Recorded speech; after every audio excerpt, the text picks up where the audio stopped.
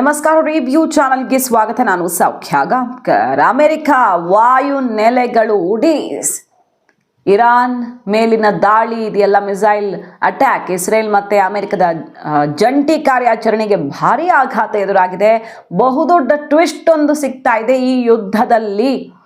Details ಇಡ್ತಾ ಹೋಗ್ತೀವಿ. Trump ಹೇಳಿದ್ದೆಲ್ಲ ಸುಳ್ಳು ಅನ್ನೋದು ಮತ್ತೊಮ್ಮೆ ಬಯಲಾಗ್ತಾ ಇದೆ.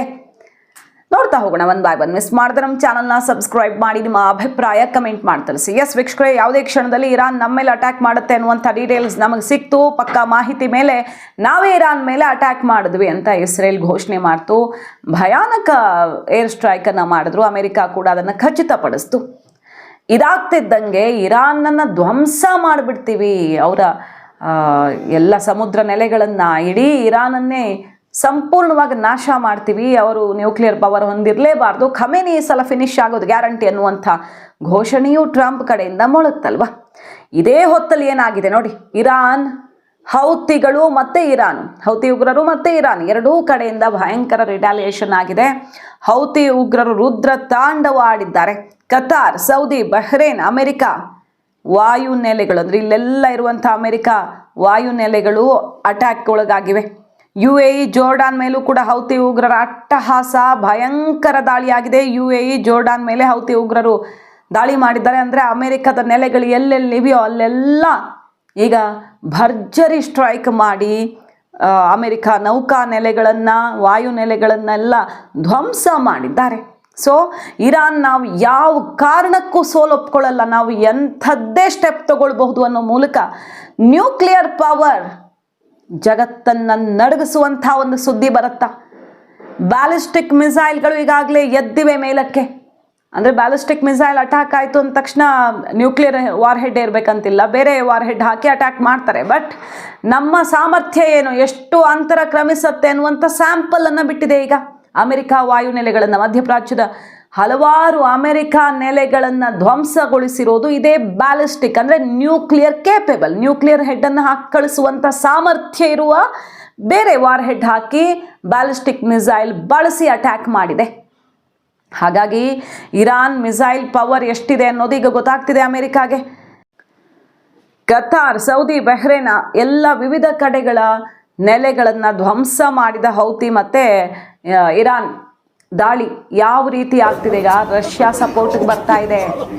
ರಷ್ಯಾ ಓಪನ್ ಸ್ಟೇಟ್ಮೆಂಟ್ ಕೊಟ್ಟಿದೆ, ಸುಮ್ಮನೆ ಹೆಸರಿಗೆ ಈ ಮಾತುಕತೆ ಎಲ್ಲ ಮಾಡಿದ್ದೆಲ್ಲ ಕವರ್ ಮಾಡೋದಕ್ಕೆ, ಆದರೆ ಅಸಲಿ ಚಿತ್ರಣ ಈಗ ಗೊತ್ತಾಗ್ತಿದೆ ಅಂತ ರಷ್ಯಾ ಸೀನಿಗೆ ಅಧಿಕೃತ ಸ್ಟೇಟ್ಮೆಂಟ್ ಮೂಲಕ ಎಂಟ್ರಿ ಆಗ್ತಿರೋದ್ರಿಂದ ಈ ಯುದ್ಧ ಯಾವುದೇ ಸ್ವರೂಪ ಪಡ್ಕೊಳ್ಬಹುದು. ಚೀನಾದ ಬಲ ಅಂತೂ ಈಗ ಇರಾನ್ ಜೊತೆ ಸೇರ್ಕೊಂಡಿದೆ. ಅಧಿಕೃತವಾಗಿ ಯುದ್ಧದ ಅಖಾಡಕ್ಕೆ ಧುಮುಕು ಬಿಟ್ಟರೆ ಚೀನಾ, ಯಾಕಂದರೆ ಅಮೆರಿಕ ಡೈರೆಕ್ಟ್ ರೋಲ್ ಪ್ಲೇ ಮಾಡ್ತಿದೆ ಈ ಸಲ, ಇಂಡೈರೆಕ್ಟ್ ಆಗಲ್ಲ, ಡೈರೆಕ್ಟ್ ರೋಲ್ ಪ್ಲೇ ಮಾಡ್ತಿರೋದ್ರಿಂದ ಚೀನಾ ಎನಿ ಟೈಮ್ ಎಂಟ್ರಿ ಕೊಟ್ಬಿಟ್ರೆ ಇದು ಒಂದು ಕಂಡು ಕೇಳರಿಯದಂಥ ಕಾರ್ಯಾಚರಣೆ ಆಗುತ್ತೆ. ಜಸ್ಟ್ ಇಮ್ಯಾಜಿನ್, ಅಮೆರಿಕ ಮತ್ತು ಇಸ್ರೇಲ್ ವಿರುದ್ಧ ಇರಾನು 400 ಮಿಸೈಲ್ ದಾಳಿ ಮಾಡಿರೋದೀಗ. ಅಂದರೆ ಹೌತಿ ಉಗ್ರರು ಇರಾನ್ ಸೇರಿಕೊಂಡು 400 missile back to back strike, ಸಣ್ಣ ಪ್ರಮಾಣದಲ್ಲ. ಸೊ ಇರಾನ್ ಏನೂ ಮಾಡೋಕ್ಕಾಗಲ್ಲ, ಹೊಸಕಿ ಹಾಕ್ತೀವಿ ಅಂತ ಬಂದಿರುವಂಥ ಟ್ರಂಪ್ಗೆ ಆಘಾತ ಎದುರಾಗಿದೆ. ನೋಡಿ, ಟ್ರಂಪ್ ಹೇಳಿದ್ದಲ್ಲ ಸುಳ್ಳು ಅನ್ನೋದಕ್ಕೆ. ಕಳೆದ ಬಾರಿ B-2 ಬಾಂಬರ್ಸ್ ಬಂದು ಅವರ ನ್ಯೂಕ್ಲಿಯರ್ ಸೈಟನ್ನು ಎಷ್ಟೋ ಕೆಳಗಡೆ ಹೋಗಿ ಅಟ್ಯಾಕ್ ಮಾಡಿ ಡೆಸ್ಟ್ರಾಯ್ ಮಾಡಿದ್ವಿ ಅನ್ನೋ ರೀತಿಯಲ್ಲಿ ಬಾಯ್ ಬಡ್ಕೊಂಡ್ರು. ಇದು ಈ ಜಗತ್ತಿನಲ್ಲಿ ಅತ್ಯಂತ ಬಲಿಷ್ಠ ಕಾರ್ಯಾಚರಣೆ ನನ್ನ ಅವಧಿಯಲ್ಲಿ ಆಗಿದ್ದು ಅಂತ. ಒಳಗಡೆ ಇಷ್ಟು ಮೀಟರ್ ಕೆಳಗಡೆ ಹೋಯಿತು, ಎಲ್ಲ ನಾಶ ಆಯಿತು ಅಂತ ಈಗ ಹೇಳ್ತಿದ್ದಾರೆ. ನ್ಯೂಕ್ಲಿಯರ್ ವೆಪನಲ್ಲಿ ಇರೋಕೆ ಬಿಡಲ್ಲ ಅಂತ. ಅಂದರೆ ಅವತ್ತು ಹೇಳಿದ್ದು ಶುದ್ಧ ಸುಳ್ಳು ಅನ್ನೋದು ಬಯಲಾಗಿದೆ.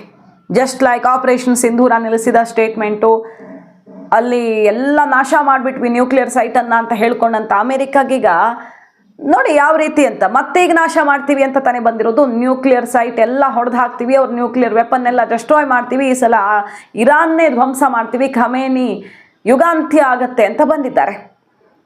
ಇರಾನ್ನಲ್ಲಿ ಮಹಾ ಧ್ವಂಸ ಆಗ್ತಿದೆ, ಡೌಟೇ ಇಲ್ಲ. ಹಂಗಂತ ಇರಾನು ಸುಮ್ಮನೆ ಕೂತಿಲ್ಲ. ಇರಾನ್ ತನ್ನ ಬಲವನ್ನು ವೃದ್ಧಿಸ್ಕೊಂಡಿದೆ, ಅದಕ್ಕೆ ಬಲಿಷ್ಠ ರಾಷ್ಟ್ರಗಳ ಬಲವೂ ಸೇರ್ಕೊಳ್ತಿದೆ. ಜಗತ್ತಿನಲ್ಲಿ ದೊಡ್ಡ ವಿನಾಶಕಾರಿ ಬೆಳವಣಿಗೆ ಆಗತ್ತಾ ಅನ್ನೋ ತನಕದ ಒಂದು ಟ್ರೇಲರ್ ಇದು. ಯಾಕಂದರೆ ಇರಾನ್ ಇನ್ನೇನು ಕಳ್ಕೊಳ್ಳೋದಿಲ್ಲ, ಎಲ್ಲ ಕಳ್ಕೊಂಡಿದ್ದಾಗಿದೆ.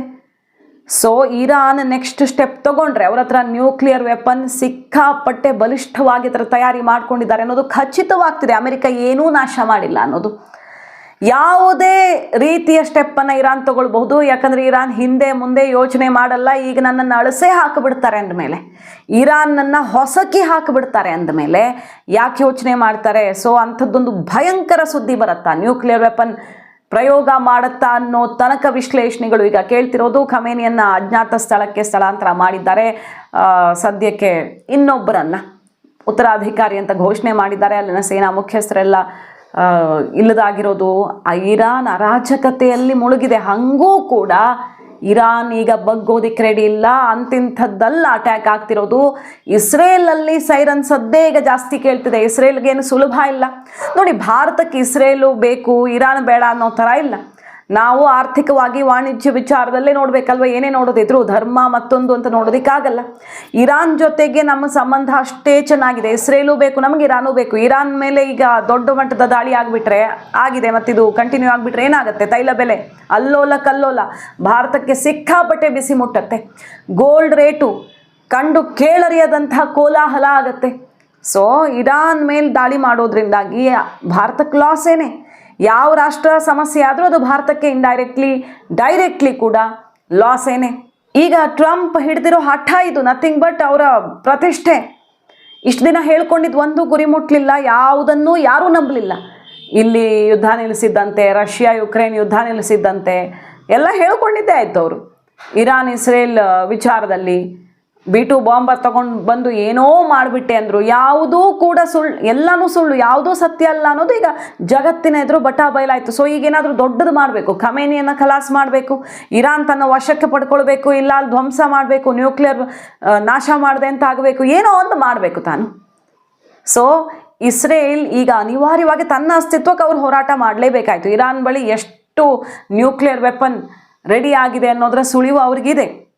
ಹಾಗಾಗಿ ಅವರ ಅಸ್ತಿತ್ವಕ್ಕೆ ಅವರು ಹೋರಾಟ ಮಾಡಬೇಕಾಯ್ತು. ಆದರೆ ಇಲ್ಲಿ ನಡೀತಿರೋದು ಅಮೆರಿಕ ಟ್ರಂಪ್ ಪ್ರತಿಷ್ಠೆಯ ಸಮರ ಅನ್ನೋದು ಕ್ಲಿಯರ್ ಕಟ್ ಆಗಿ ಗೊತ್ತಾಗ್ತಾ ಇದೆ. ಯಾವುದೇ ಕ್ಷಣದಲ್ಲಿ ಮತ್ತಷ್ಟು ಭೀಕರ ದಾಳಿಗಳು ಅಮೆರಿಕ ಇಸ್ರೇಲ್ ಕಡೆಯಿಂದನೂ ಆಗಬಹುದು. ಆದರೆ ಇರಾನು ನೆಕ್ಸ್ಟ್ ಏನು ಸ್ಟೆಪ್ ತಗೊಳುತ್ತೆ ಅನ್ನೋದೇ ಇಲ್ಲಿರುವಂಥ ಮೇಜರ್ ವಿಚಾರ. ಯಾಕಂದರೆ ನ್ಯೂಕ್ಲಿಯರ್ ವೆಪನ್ ಅನಧಿಕೃತವಾಗಿಯೇ ಅವರ ಬಳಿ ಸಿಕ್ಕಾಪಟ್ಟೆ ಸಾಮರ್ಥ್ಯದಲ್ಲಿ ಶೇಖರಣೆಗೊಂಡಿದೆ ಅನ್ನೋದೇ ಈಗ ಬೆಚ್ಚಿ ಬೀಳಿಸಿರೋದಲ್ವ. ಅಂತಹ ಸ್ಟೆಪ್ ತಗೊಂಡ್ರು ಅಚ್ಚರಿ ಇಲ್ಲ ನೋಡಿ. ಒಂದು ಕಡೆ ಪಾಕಿಸ್ತಾನ ಕಂಗಾಲಾಗಿ ಹೋಗಿದೆ. 100 ಗಟ್ಟಲೆ ಸೈನಿಕರು ಫಿನಿಶು. ಅಲ್ಲಿ ಸುಮಾರು ಜನ 70-80 ಜನರನ್ನು ವಶಕ್ಕೆ ಪಡೆದಿರೋದು. ಅಫ್ಘಾನ್ ದಾಳಿಗೆ ಪಾಕಿಸ್ತಾನ ಪತ್ರಗೊಟ್ಟು ಹೋಯಿತು. ಪಾಕಿಸ್ತಾನ ತಾನೂ ಏನೇನೋ ಮಾಡಿದೆ ಅಂತ ಬಾಯಿ ಬಡ್ಕೊಂಡಿದ್ದೇನೇ ಇರಬಹುದು. ಆದರೆ ಅಫ್ಘಾನ್ ದಾಳಿಗೆ ಪಾಕಿಸ್ತಾನ ಇನ್ನಿಲ್ಲದಂತೆ ನಲುಗಿದೆ. ಅಫ್ಘಾನಿಸ್ತಾನಕ್ಕೆ ಸಪೋರ್ಟ್ ಕೊಟ್ಟಿದ್ಯಾರು? ಇದೇ ಇಸ್ರೇಲ್ ಸಪೋರ್ಟ್ ಸಿಕ್ಕಿದೆ ಎಲ್ಲ ಬಗೆಯಲ್ಲಿ ಅಂತೆಲ್ಲ ವಿಶ್ಲೇಷಣೆ ಕೇಳಿ ಬರ್ತಿತ್ತು. ಅಷ್ಟೊತ್ತಿಗೆ ಈಗ ಇನ್ನೊಂದು ಯುದ್ಧ ಶುರುವಾಗಿದೆ. ಸೊ ಈಗ ಇರಾನ್ ಬೆನ್ನಿಗೆ ಪಾಕಿಸ್ತಾನ, ಟರ್ಕಿ, ಇನ್ನೊಬ್ಬರು ಮತ್ತೊಂದರು ನಿಲ್ಲೋ ಪರಿಸ್ಥಿತಿಯೂ ಕೂಡ ಕಾಣಿಸ್ತಾ ಇಲ್ಲ. ಇರಾನ್ ಈಗ ಏನೇ ಇದ್ರೂ ರಷ್ಯಾ, ಚೀನಾ ಮೊರೆ ಹೋಗ್ತಾ ಇದೆ. ಡೈರೆಕ್ಟಾಗಿ ಚೀನಾ ಎಂಟ್ರಿ ತಗೊಳ್ಳುವಂಥ ಎಲ್ಲ ಚಾನ್ಸ್ ಕೂಡ ಕಾಣಿಸ್ತಾ ಇದೆ ಇಲ್ಲಿ.